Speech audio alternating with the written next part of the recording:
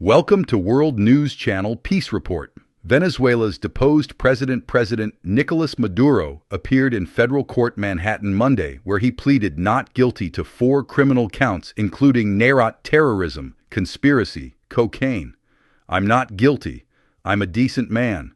I remain the president of my country," Maduro said, in charging documents officials who are corrupted by drug money. Meanwhile, Maduro's wife, Celia Flores, pleaded not guilty to the 3 criminal counts she faces. She appeared with bandages on her temple and forehead. Her lawyer says she suffered significant injuries, including Venezuelan officials say the U.S. assault caused at least 80 deaths in Caracas. Venezuela's Vice President Elsie Rodriguez was formally sworn in as interim president Monday. On Saturday, sovereignty. But during a cabinet meeting Monday, Rodriguez continued with a more conciliatory tone, saying her government would engage in some cooperation with the U.S.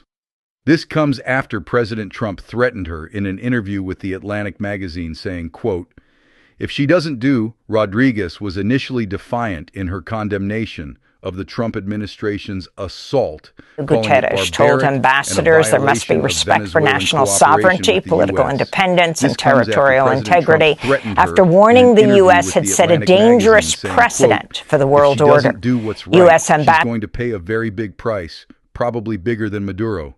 The United States faced widespread condemnation from members of the United Nations Security Council, who convened an emergency session in New York Monday to discuss the U.S. attack on Venezuela. UNEC Secretary General Antonio Guterres told ambassadors there must be respect for national sovereignty, political independence, and territorial integrity after warning the U.S. had set a dangerous precedent for the world Secretary order. General Antonio Guterres told ambassadors there must be respect for national sovereignty, political independence, and territorial integrity after warning the U.S. had set a dangerous precedent for the world order. U.S. Ambassador to the United Nations Mike Waltz defended the Trump administration's actions as a legitimate law enforcement operation, unquote. Condemning the attacks as a violation of the UN Charter were Brazil, China, Colombia, Cuba, Eritrea, Mexico, Russia, South Africa, and Spain. This is Venezuela's ambassador to executives before and after the U.S. attack on Venezuela, but he did not inform Congress. Paul Singer, allowing such acts to go without an effective answer would amount to normalizing the replacement of law by might, while eroding the very foundations of the collective security system. Today, it is not only the sovereignty of Venezuela at stake. At stake is the credibility of international law, as is the authority of this organization, as well as the principle that no state can appoint itself as judge and enforcer of the world order. With Fox News' Sean Hannity, where she heaped praise on President Trump, offering to share her Nobel Peace Prize with him. Her comments came after Trump dismissed the idea of installing her as Venezuela's leader, saying, quote, "She doesn't have the support within or respect within the country," unquote. The Washington Post reports Trump's refusal to support Machado stemmed from her decision to accept the Nobel Peace Prize.